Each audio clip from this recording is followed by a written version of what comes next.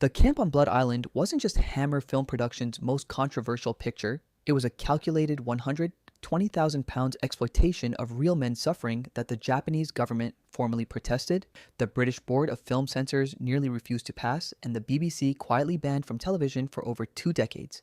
And the true story it claimed to be based on was told to a Hammer executive by a man who insisted on remaining nameless, whose account has never been independently verified, and whose identity died with the production's files. We are digging into the wreckage of the Camp on Blood Island with 12 dark facts the studio tried to bury. Facts locked inside British Board of Film Censors correspondence, Daily Variety diplomatic dispatches, Columbia Pictures co-financing memos, and the anonymous testimony of a man who told his story to the right person and watched it become a box office sensation. The Camp on Blood Island was marketed in 1958 with a promotional tagline that stands, in retrospect, as one of the most inflammatory pieces of cinema advertising the post-war British industry ever produced. Jap war crimes exposed. The word Jap, a racial slur with a specific wartime history of dehumanization, deployed in Allied propaganda to make the killing of Japanese soldiers feel categorically different from the killing of German ones, appeared on posters, newspaper advertisements, and lobby cards distributed to cinemas across Britain and the United States of America. Columbia Pictures, the American distributor, approved the tagline. The British censors reviewed the film but not its advertising copy with the equivalent rigor. The slur was not an accident or an oversight. It was a marketing decision made by professionals who understood what they were selling and to whom. The film's actual title, Blood Island, describes a fictional location. The tagline describes an attitude toward an entire nationality, toward the survivors of a war that had ended 13 years earlier, toward Japanese citizens living in Britain and the United States of America who were still rebuilding their lives in the communities that had interned them. But the real problem was not the tagline alone. It was the sentence that appeared on screen before the first image. Before the opening sequence, a starving prisoner digging his own grave in the Malaysian heat, the Camp on Blood Island presents its audience with an on-screen assertion. This is not just a story, it is based on brutal truth. The claim is the film's most consequential creative decision, and it was not made by a journalist or a historian. It was made by a Hammer executive named Anthony Nelson Keyes, who had heard a story from a friend who had been a prisoner of the Japanese and who asked, as a condition of sharing his account, that his name never be used. Keyes brought the story to colleague Michael Carreras. Carreras commissioned a screenplay from novelist John Manship White. White produced a script. The script was then substantially rewritten by director Val Guest. By the time the film reached screens, the original anonymous account had passed through 4 creative intermediaries and been shaped by the commercial priorities of a studio whose previous hits included The Quatermass Experiment and The Curse of Frankenstein. The claim on screen, that this brutal truth was documented, verified, and honestly represented, rested on the testimony of a man whose identity was never disclosed, whose account was never cross-referenced, and whose name was buried with the production files. This is exactly why the Camp on Blood Island earned $3.5 million in worldwide rentals, and why not one penny of that money was traceable back to a named survivor. The Camp on Blood Island was released into British cinemas in the spring of 1958. David Lean's The Bridge on the River Kwai, also set in a Japanese prisoner of war camp, also distributed by Columbia Pictures, also featuring Andre Morel in a prominent supporting role, had opened in October 1957 and was still playing in first-run cinemas across Britain and the United States of America. The commercial relationship between the two films was not accidental. Columbia had co-financed the Camp on Blood Island as part of a Hammer deal that was already in progress when Lean's film began its awards campaign. The studio was, in effect, distributing 2 Japanese POW films simultaneously, one a prestige production that would win 7 Academy Awards including Best Picture, the other a Hammer exploitation picture whose poster featured a Japanese soldier wielding a samurai sword. The Bridge on the River Kwai presented a Japanese commandant of genuine psychological complexity, played by the internationally respected Sessue Hayakawa. The Camp on Blood Island presented Japanese officers as one-dimensional sadists played almost entirely by white British actors in prosthetic eye makeup. Audiences and critics noticed the comparison.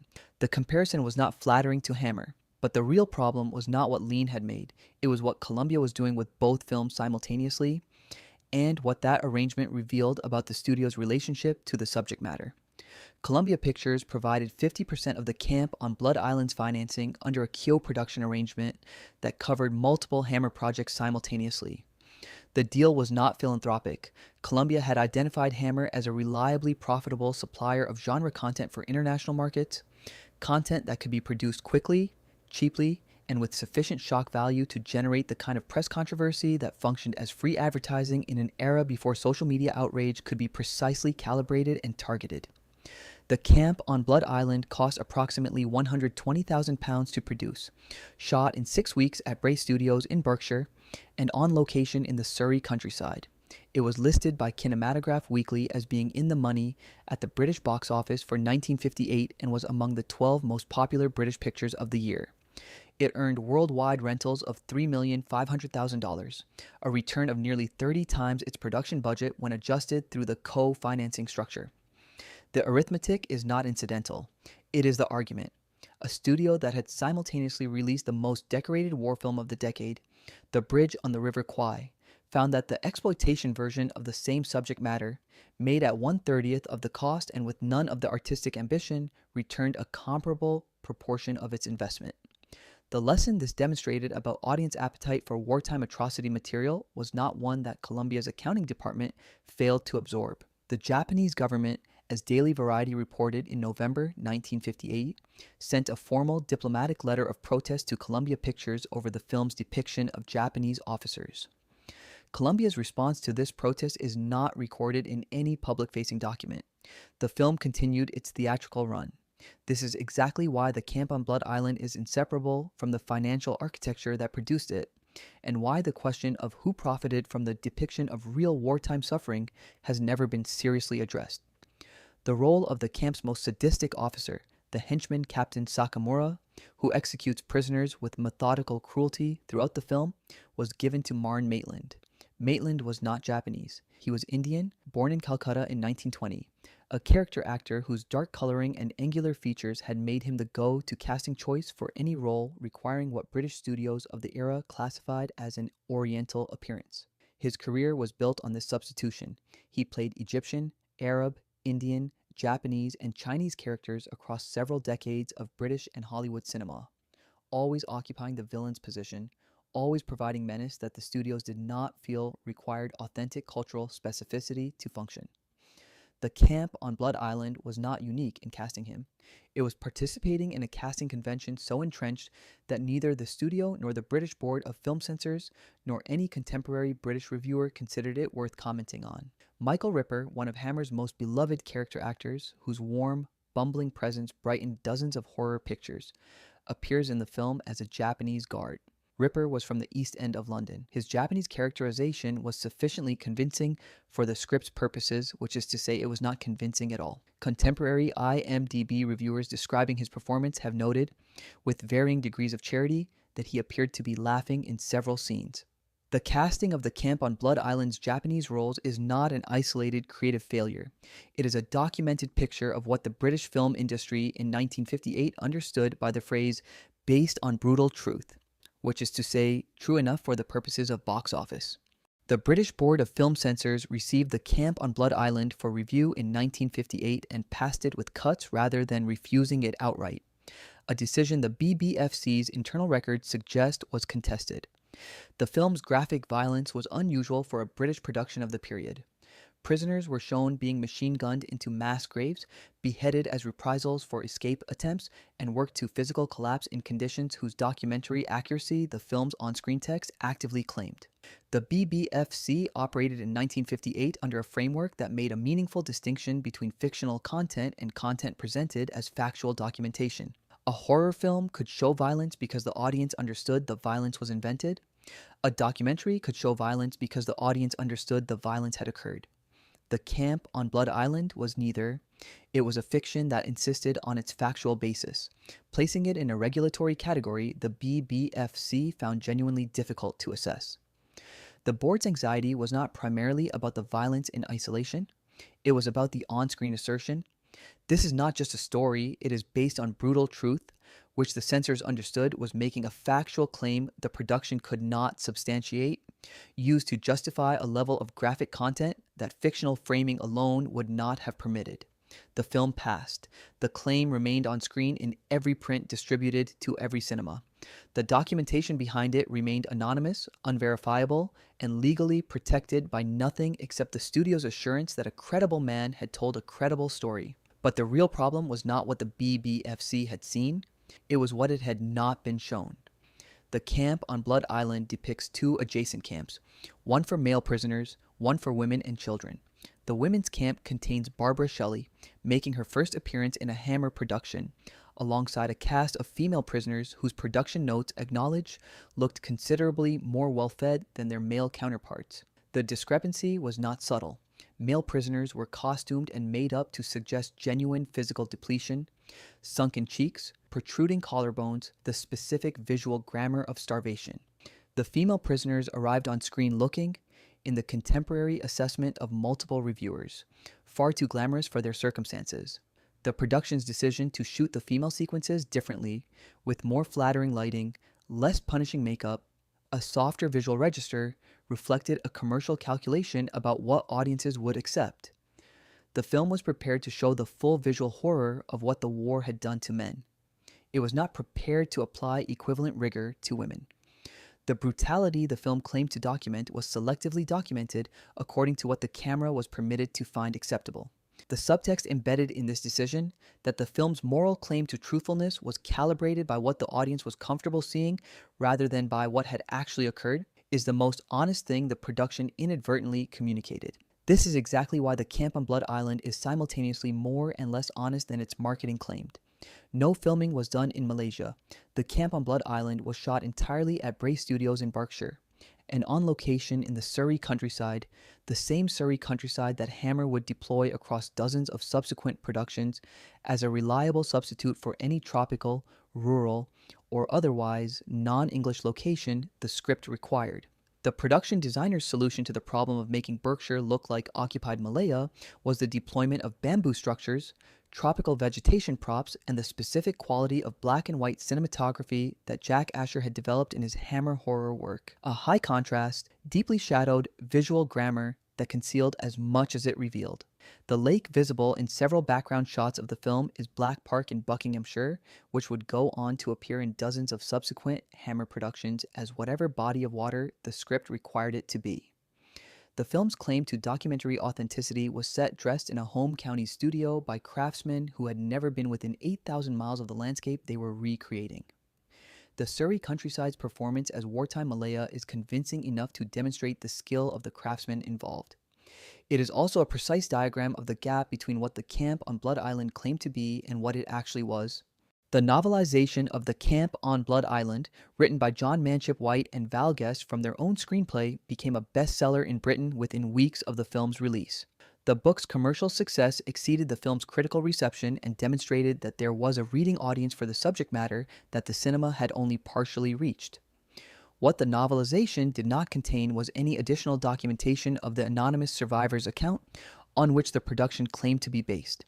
The book presented the same fictional narrative as the film, with the same on-screen assertion of factual basis and with the same absence of verifiable sourcing.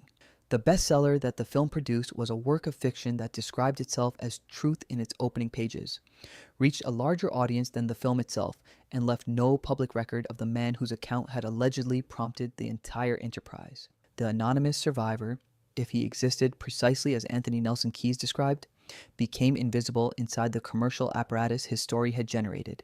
In November 1958, the Japanese government sent a formal letter of protest to Columbia Pictures over the camp on Blood Island's depiction of Japanese military officers. This is documented in Daily Variety's reporting of that month. What Daily Variety's brief news item does not record, and what no subsequent production history has established, is the content of Columbia's response, the specific diplomatic channel through which the protest was delivered, or whether any modification to the film's theatrical run or advertising campaign resulted from it. The protest disappeared into the institutional bureaucracy of a major Hollywood studio and left no public trace beyond the single trade paper mention. Japan in 1958 was a country still processing its wartime history under the terms of an American occupation that had ended only 6 years earlier. A country in which the public reckoning with wartime atrocity was occurring simultaneously with the suppression of public reckoning with wartime atrocity, depending on which atrocity was being discussed. The Japanese government's objection to the camp on Blood Island was not an objection to war crimes having been depicted, it was an objection to Japanese officers having been depicted as perpetrators. The distinction is, in its historical context, a deeply uncomfortable one. This is exactly why the diplomatic protest, received and absorbed without consequence by a studio that continued distributing the film, is the moment at which the camp on Blood Island's relationship to history becomes most precisely legible. The camp on Blood Island last appeared on British television in 1979. It then disappeared from the schedule entirely. Not banned by official regulatory action, not withdrawn by the rights holder for commercial reasons, but quietly removed from consideration by a broadcasting establishment that had decided, without formal announcement, that the film's racial content and its factual claims were too problematic to place before a contemporary audience. The film that had been one of the 12 most popular British pictures of 1958, that had earned more than any other Hammer production of its year, that had consolidated the studio's distribution relationship with Columbia and established its commercial model for a decade, was, by 1979, something British television preferred not to revisit. It reappeared on the Indicator Films Blu-ray label in 2021, in a restoration that included a 29-minute documentary, Hammer expert essays, and contextual material acknowledging the production's racial politics directly. The Blu-ray release did what the original production had not. It presented the film with the apparatus of critical accountability that its marketing had always claimed it possessed. The New York Times dismissed the camp on Blood Island as a simple atrocity film, featuring a caricature of Japanese prison commanders that became passé with the Japanese surrender, a review that was accurate about the caricature and entirely wrong about the passé, given that the film went on to gross $3.5 million. Variety acknowledged it was based on a real-life incident while noting the picture's sensationalism, positioning it as exploitation content with legitimate historical roots, a formulation that managed to be both accurate and evasive simultaneously. British critics were more direct in their hostility. The consensus across the London broadsheets characterized the film as an unrelenting orgy of atrocities that had crossed the line separating legitimate documentation of wartime suffering from commercial exploitation of it. The hostility did not damage the box office. In 1958, the gap between what critics found acceptable and what audiences would pay to see was sufficiently wide that Hammer had built an entire commercial model inside it. The Indicator Blu-ray restoration of 2021 positioned the camp on Blood Island in the context of its production history with a clarity the original release had deliberately avoided. The documentary, The Brutal Truth, Inside the Camp on Blood Island, included in the release, addressed the film's racial casting, its unverifiable sourcing, and its relationship to British post-war attitudes toward Japan with the critical directness that 60 years of historical distance makes possible. Contemporary letterbox reviewers have done the same, engaging the film's politics explicitly, identifying its racial dynamics without the euphemism the original critical conversation required, and finding in its very extremity a kind of historical document the production never intended to produce. The camp on Blood Island in 2026 is not a record of what Japanese prisoner of war camps were like. It is a record of what British cinema in 1958 was willing to do with the subject, which is, in its own way, equally revealing and considerably less comfortable. The film that earned $3.5 million worldwide rests on the testimony of a man whose name was never given, whose account was never verified, and who asked, as a condition of his participation, that no one ever know he had participated. The production that opened with the words, "This is not just a story, it is based on brutal truth," was shot in Surrey by a Hammer unit that had never visited Malaysia, staffed by British actors performing racial caricature in prosthetic eye makeup, co-financed by a studio that simultaneously distributed the most celebrated war film of its decade, and ignored a formal diplomatic protest from a national government without public comment. The Camp on Blood Island contains within its 81 minutes a genuine argument about what Japanese prisoner of war camps did to the men who survived them.